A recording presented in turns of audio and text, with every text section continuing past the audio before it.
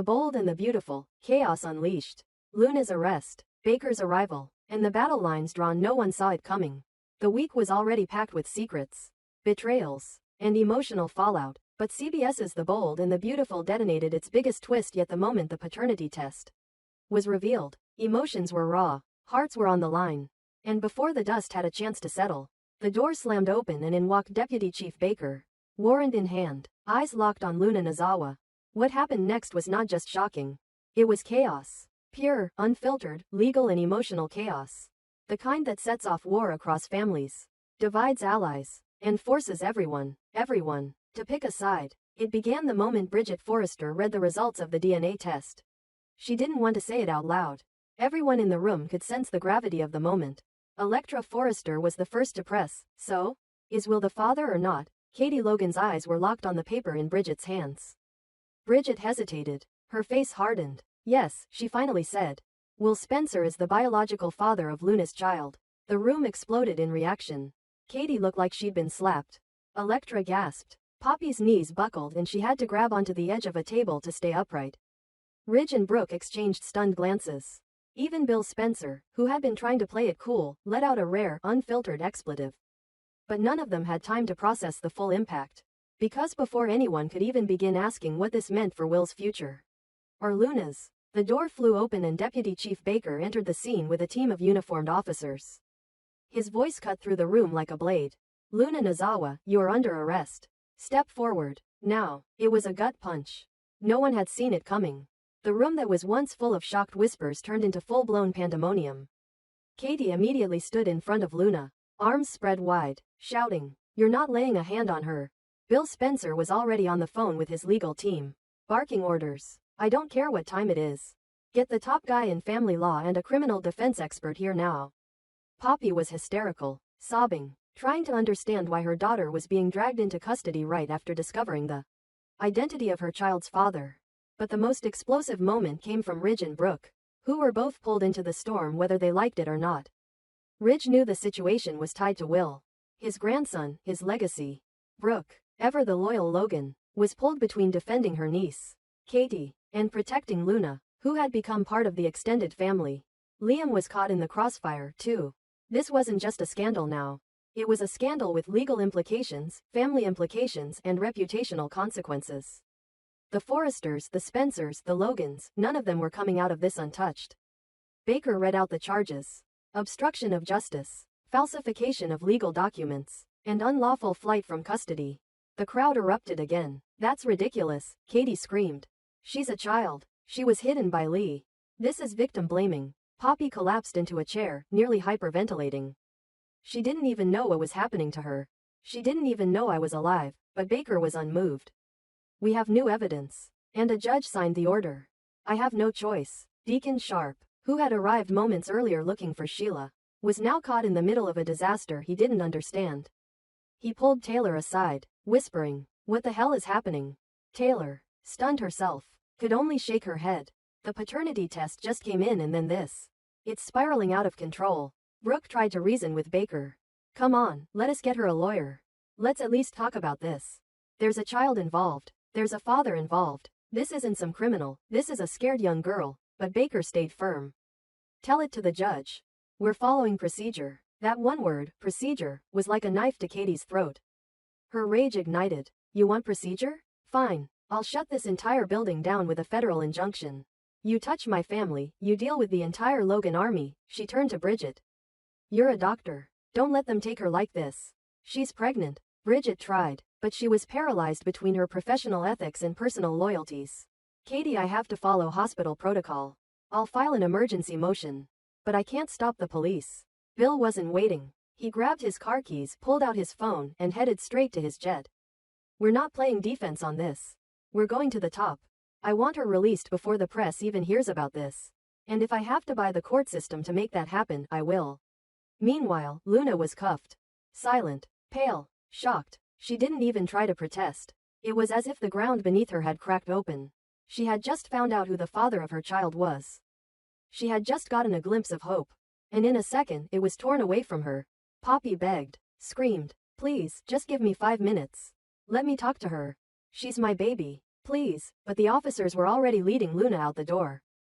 Back inside the hospital conference room, the aftermath was immediate. Ridge turned to Brooke. We need to talk to Liam. Now. Brooke didn't disagree. This affects Will. It affects everything. But when Elektra asked, whose side are you on? Both Ridge and Brooke froze. Because there were sides now. On one side, Katie, Bill, and the Spencers, protecting Will, protecting Luna, and demanding immediate legal defense.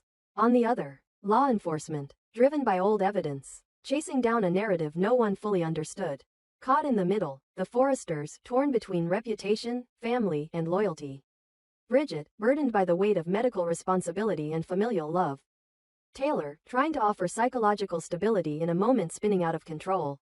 And Deacon, who suddenly realized that no matter what happened with Sheila, his daughter Hope would be affected by all of this. 2. The boldness, the beauty, the consequences. This wasn't just about Luna anymore. It was about power, truth, justice, family. Every major character was now trapped in the web. Every secret that had been buried was clawing its way back to the surface.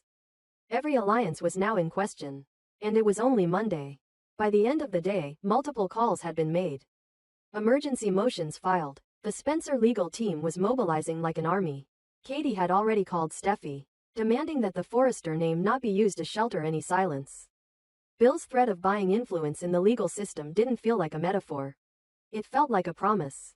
Sheila, interestingly, hadn't said a word. She had watched the chaos unfold from the shadows. She had seen Taylor and Deacon's embrace. But now, with everything breaking apart around them, she saw opportunity.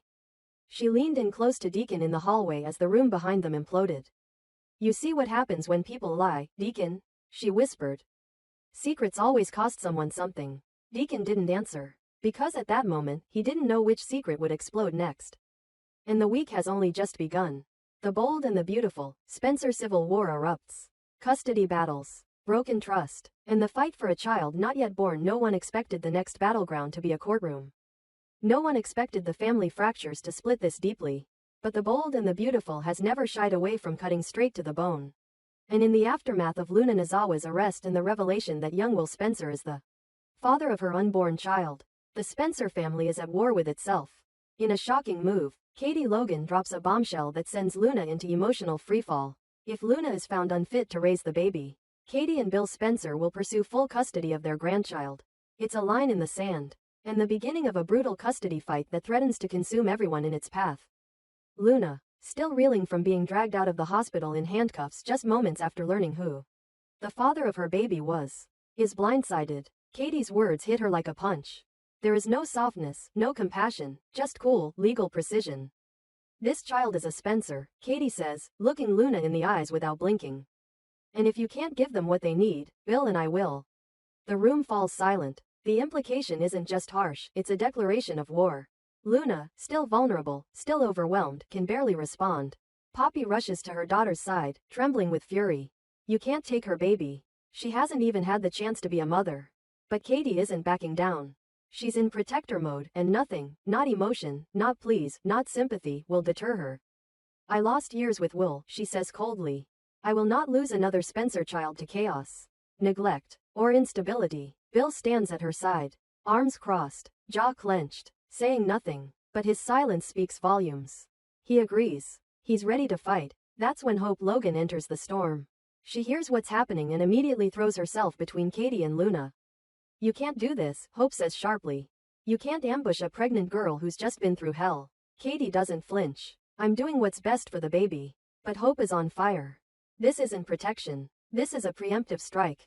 You don't even know what kind of mother Luna will be. Hope refuses to let Luna be cornered.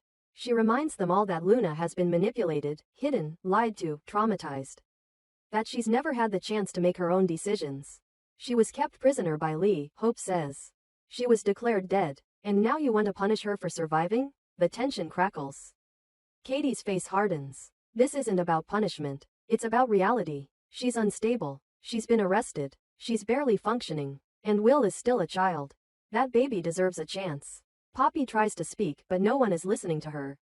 All eyes are on Luna, who is trembling, caught between the force of the Spencer name and the raw emotion of a life she never asked for. She looks at Katie, then at Hope, then at Bill, whose eyes refuse to soften. I didn't ask for any of this, she whispers. But I am that baby's mother. Brooke Logan steps in, trying to be the voice of reason. But even she is shaken. She stands between her daughter and her sister, caught in a triangle of loyalty, law, and family pride. Katie, Brooke says gently, please. This is too soon. Luna needs support, not a custody suit. We're not in court. We're in crisis. Can't we all just, Katie cuts her off. We're already in court, Brooke. The moment that test came back. The moment that child became a Spencer. That baby is Will's responsibility. And if he's not ready to be a father, then we have to be ready to step in. Brooke closes her eyes, trying to stay calm. But don't destroy a girl before she's had a chance to prove herself. The room breaks into chaos. Again, Ridge Forrester shows up, having been briefed on the growing disaster. He walks in just as Katie declares she's speaking to a family court judge in the morning. Ridge looks around, assessing the faces. Hope, Brooke, Bill, Katie, Poppy, Luna, and sees a war he wants no part of. You're going to tear each other apart, he mutters. Over a baby who hasn't even been born. But no one's listening anymore. This isn't about a baby anymore. It's about pride, control, legacy. Liam Spencer arrives, pulled in by Brooke's urgent message. He looks around and sees the weight of every decision about to fall on his family. Luna pleads with him, eyes wide. Liam, please, you know me. You know I would never hurt my child. Liam's face twists in pain. He believes her, but he also knows what Katie's capable of, and what Bill is willing to do to protect his name. Katie lays it out. Luna is facing criminal charges. There are questions about her past. She's connected to Lee, who falsified records and faked a death. The optics are bad. The press is already circling, she says. You think they won't run this story? Teen runaway delivers Spencer heir behind bars? The damage will be permanent. Hope explodes. So what's your plan? Take her baby? Lock her out of her child's life? Make her an incubator and then cut her loose? Katie doesn't blink. If it comes to that? Yes. The entire room recoils. That's the moment the line is crossed. Brooke pulls Katie aside. This is fear talking. Anger. Let's slow down. Please. But Katie is already calling Carter Walton, getting legal language in motion. She's not waiting. Bill finally speaks. His voice is low but final. We don't abandon our blood. And we don't gamble with their futures. If Luna can't prove she's fit, we'll be ready. Hope turns to Ridge. You're just going to stand there? Say nothing? Ridge shakes his head. This isn't my fight, but everyone knows it is. Meanwhile, Luna is collapsing. The room has turned on her. She clutches her stomach, whispering, I haven't even held my baby. And they're already taking it away from me. Poppy cradles her, weeping. They can't do this. They can't, but they can. And they will, because the court filings are already being prepared. Katie isn't bluffing. Bill is mobilizing his legal team. The Spencers are going to war for the unborn child of a teenager whose entire life has been spiraling out of control. Will she risk alienating her family to stand up for what she believes in? Will Brooke be able to hold the fragile threads of unity together before everything rips apart? The legal storm is coming. Depositions, hearings, background investigations. Every part of Luna's life will be picked apart and weaponized. Every connection she has will be scrutinized. And behind all of it stands a baby. Unborn, unaware, and already the center of a custody war that may destroy multiple families. This is no longer just a story about lies and secrets. This is about legacy, about power, about love being tested and twisted until it snaps. The bold and the beautiful has never been more volatile. And the fight is only beginning.